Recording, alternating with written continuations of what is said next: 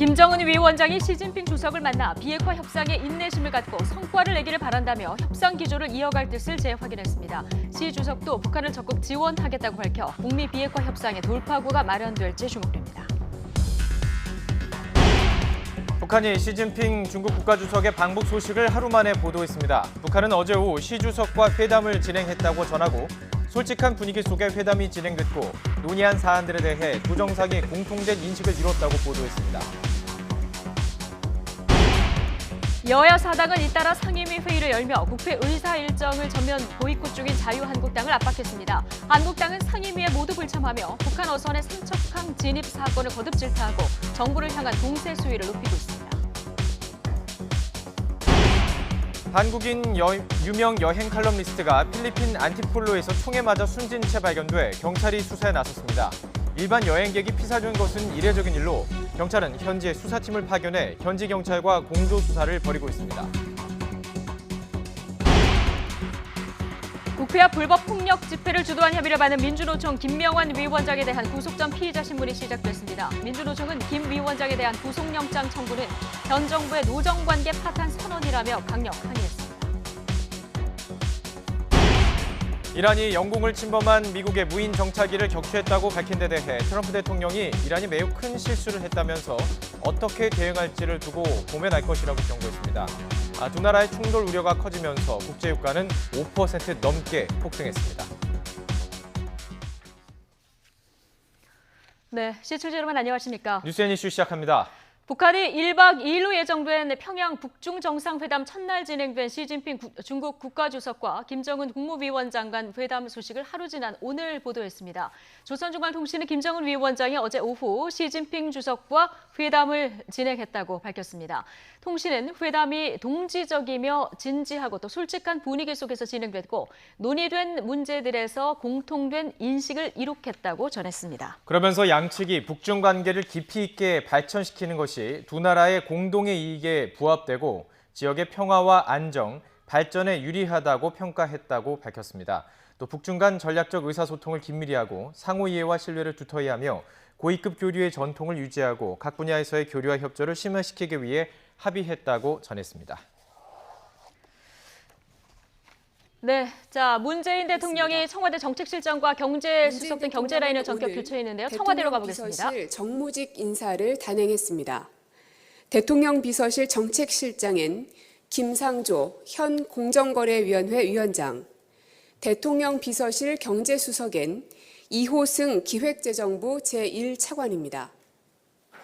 신임 김상조 대통령 비서실 정책실장은 현 정부 초대 공정거래위원장을 맡아 뛰어난 전문성과 균형감 있는 정무 감각을 바탕으로 국민들과 적극적으로 소통하며 경제 분야 핵심 국정 기조인 공정경제 구현에 크게 이바지해왔습니다. 학계, 시민단체, 정부 등에서의 활발한 활동을 통해 경제 분야뿐 아니라 사회, 복지, 교육 등 다방면의 정책에도 정통한 전문가로서 기업과 민생 경제에 활력을 불어넣는 등 시대적 소명을 성공적으로 수행할 것으로 기대됩니다. 신임 이호승 대통령 비서실 경제수석은 현 정부 대통령 비서실 일자리 기획 비서관과 기획재정부 제1차관 등 경제 분야 주요 직위를 거친 정통 관료 출신입니다. 경제정책에 대한 전문성과 외유내강형 리더십을 갖추고 있어 급변하는 글로벌 경제 환경에 능동적으로 대처하고 소득주도 성장, 혁신성장, 공정경제 등 3대 핵심 경제정책의 성과 창출을 가속화하는 데 큰 역할을 할 것으로 기대합니다. 이상입니다. 네, 영상과 사진 취재. 네, 문재인 대통령이 청와대 경제라인을 전격 교체했습니다. 지금 고민정 청와대 대변인의 발표 내용을 들어보셨는데요. 신임 청와대 정책실장에는 김상조 공정거래위원장이 지금 발탁이 됐습니다. 현 정부 초대 공정거래위원장이죠. 예. 그리고 신임 경제수석에는 이호승 경제수석이 지금 선정이 됐습니다. 내정이 됐습니다. 경제 분야 전통 관료 출신으로서 행시 32회 출신입니다.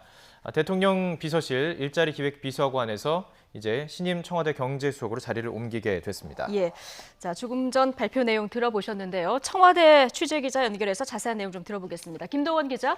네, 청와대입니다. 네, 지금 정책실장은 7개월, 그리고 경제수석은 1년 만에 교체가 된 거죠? 그렇습니다. 청와대 경제 라인 중에 핵심 자리라고 할 수 있는 두 자리가 정책실장과 경제수석이 동시에 교체가 됐습니다. 김상조 신임 정책실장은 현재 공정거래위원장을 맡고 있고요. 잘 알려졌다시피 참여연대 경제개혁센터 소장을 지냈던 재벌개혁의 전도사이기도 합니다. 또 이호승 신임 경제수석은 청와대 1기 일자리 기획비서관을 지내는데요. 기획재정부 1차관으로 부임한 지 반년 만에 수석으로 청와대에 돌아오게 됐습니다. 신임 김상조 정책실장은 경제뿐 아니라 사회, 복지, 교육 등 다방면의 정책에 정통한 전문가로 기업과 민생경제에 활력을 불어넣을 것으로 기대된다고 고민정 청와대 대변인은 밝혔습니다. 또 신임 이호승 경제수석은 급변하는 글로벌 경제 환경에 능동적으로 대처하고 소득주도 성장, 혁신 성장, 공정경제 등 3대 핵심 경제 정책의 성과 창출을 가속화하는 데 큰 역할을 할 것으로 기대한다고 설명했습니다. 네. 이번 교체 인사 의미 어떻게 평가할 수 있을까요? 예, 우선 이번 정책실장과 경제수석의 동시 교체는 문재인 정부 만 2년이 지난 시점에서 이루어진 것이란 점에 의미를 둘 수가 있습니다. 김수현 정책실장은 부동산과 사회안전망 등 사회정책 분야에서 전문성을 인정받았었는데요. 이 부분에 대해서 포용국가의 기반을 어느 정도 다졌다는 평가를 받은 것으로 볼 수 있습니다. 그리고 김상조 공정거래위원장을 새 정책실장으로 임명하면서 올해 전망이 밝지 않은 민생경제와 기업경제 분야에 집중하겠다는 포석으로 풀이됩니다.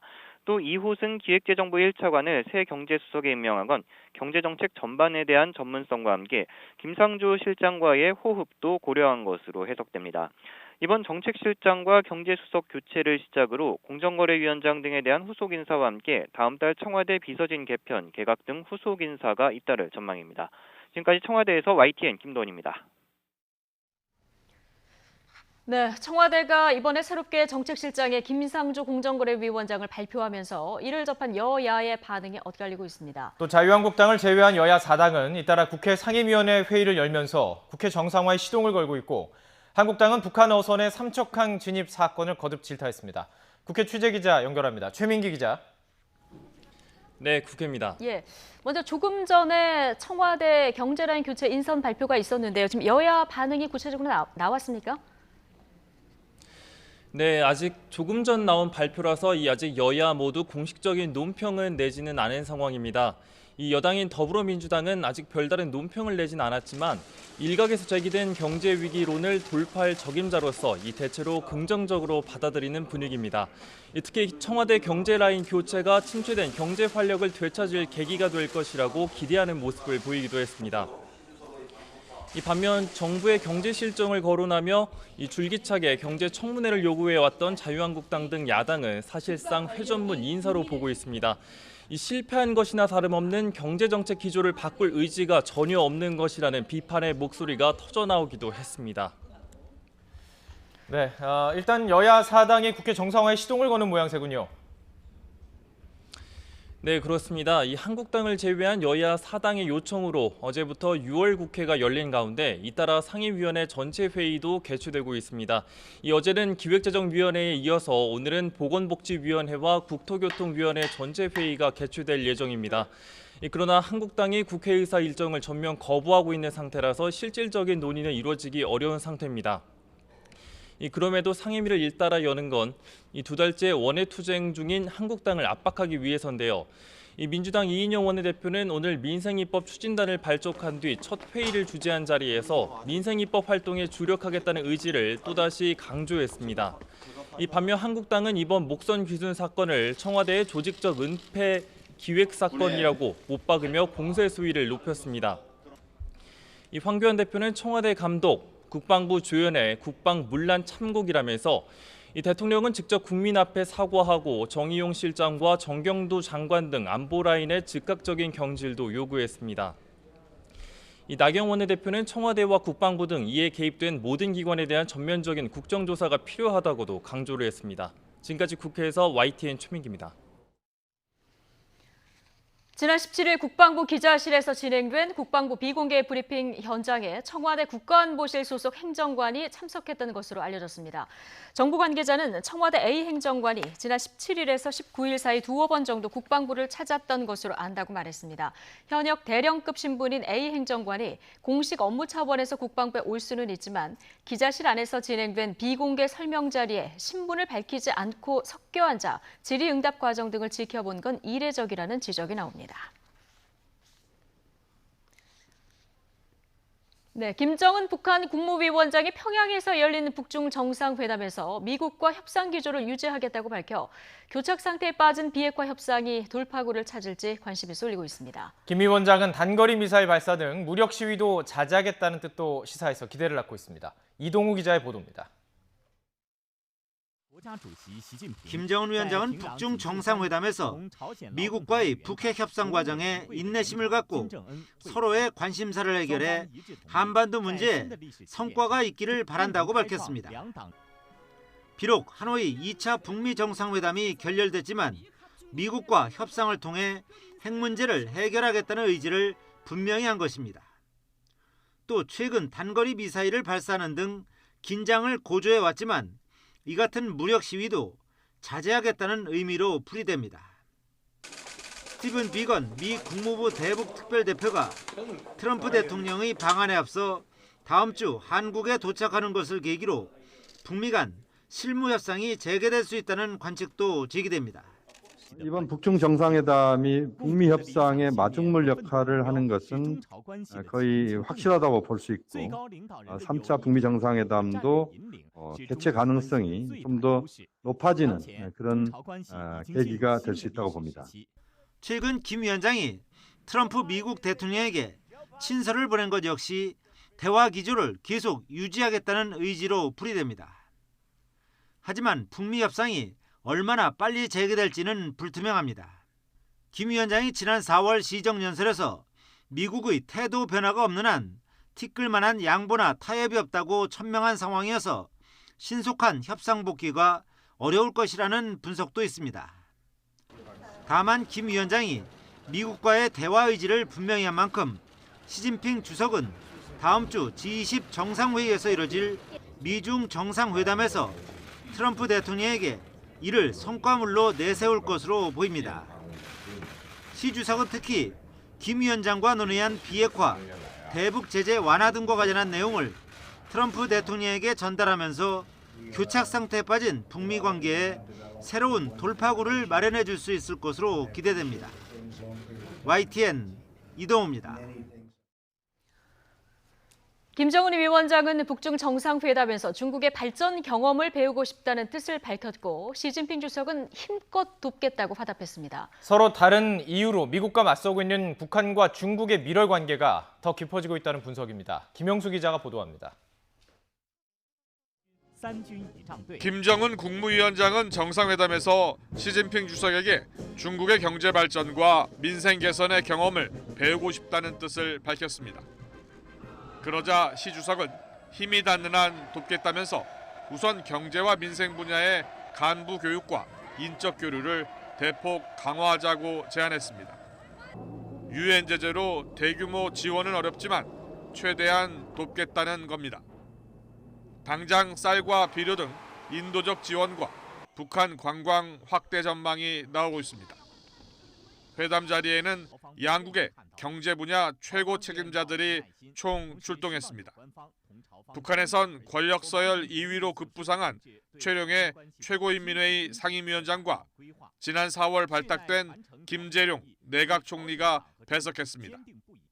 중국도 딩셰샹, 양제쯔, 허리펑 등 당 조직과 외교 경제 분야 사령탑이 자리를 함께했습니다.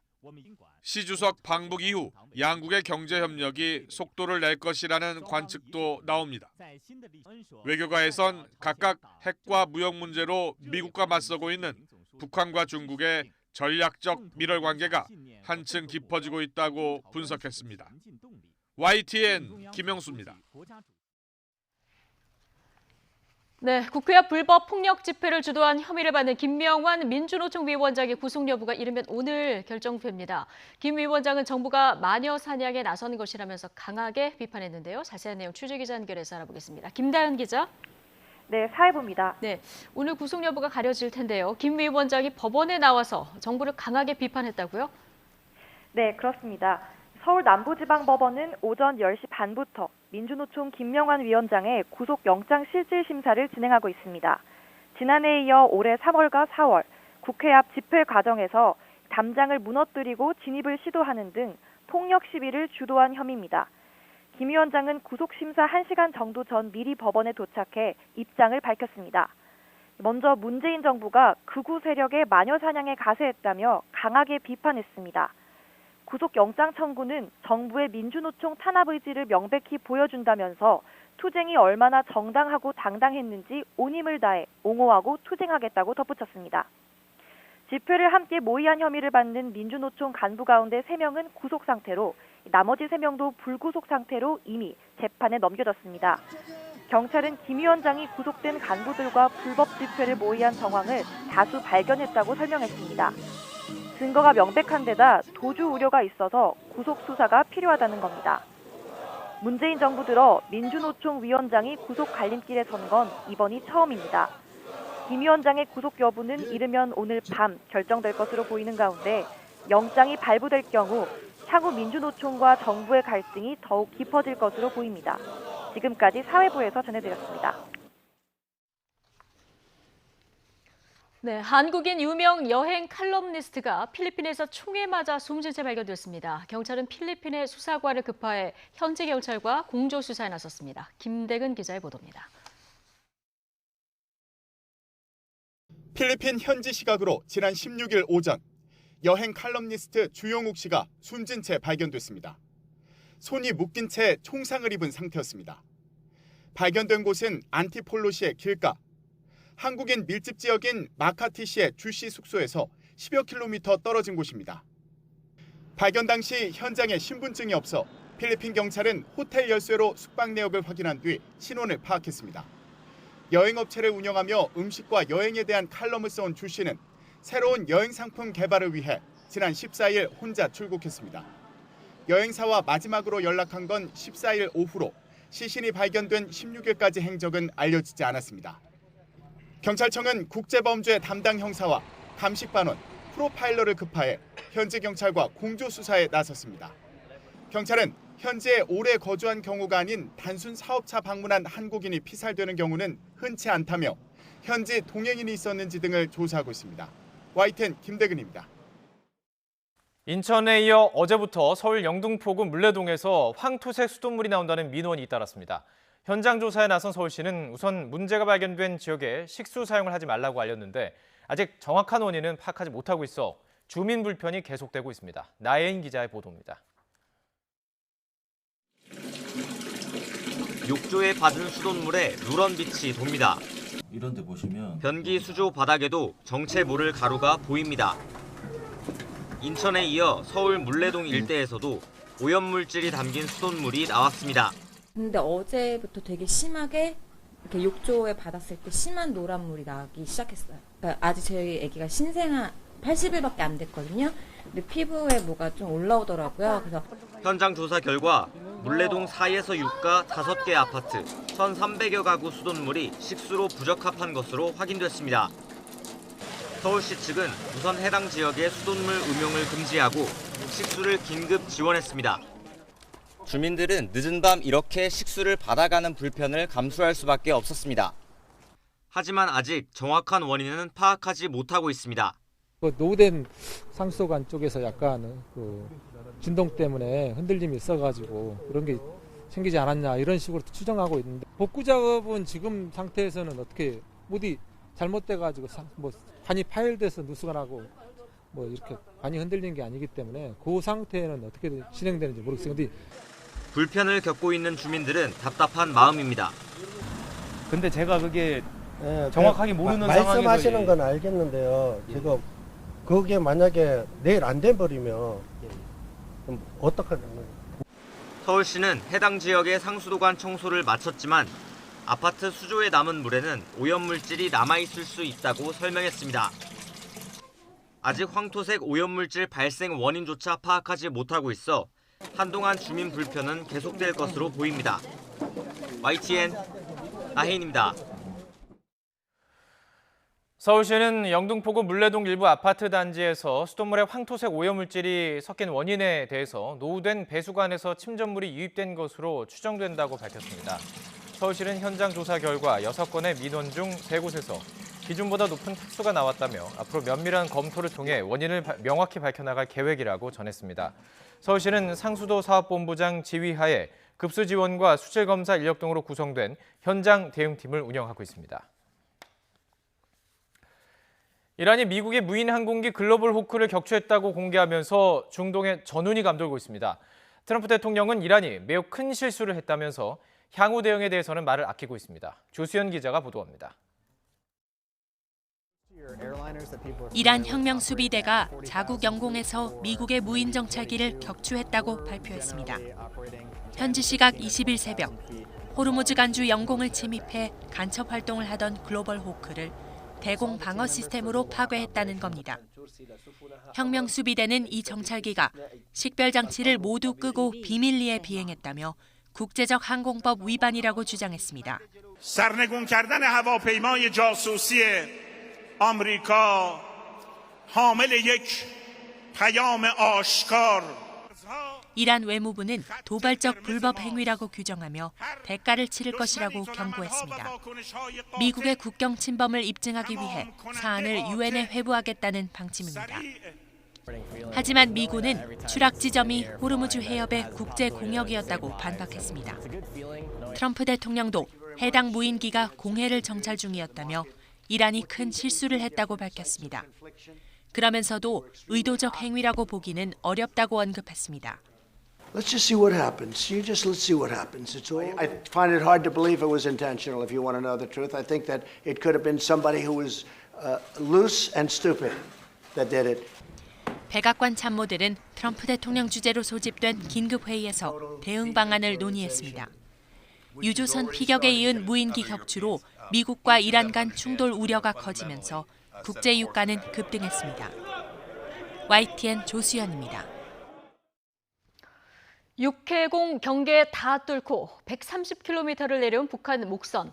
첫 조사를 맡은 해경의 보고 내용에는 자체 동력으로 삼척항에 입항했다는 내용이 있습니다. 그런데 이틀 뒤 군 당국은 이 북한 목선이 삼척항 인근에서 발견됐다 이렇게 발표를 했습니다. 선원들이 육지를 활보한 사실도 쏙 빠져 있었죠. 발표 현장에 청와대 행정관도 있었다는 이야기까지 나오면서 지금 불길이 청와대로까지 번지고 있는 상황입니다. 잠시 뒤 전국 대담 코너에서 조금 전 있었던 청와대 경제라인 교체 소식에 이어서 이 이야기도 좀 나눠보겠습니다. 2부에서 뵙겠습니다.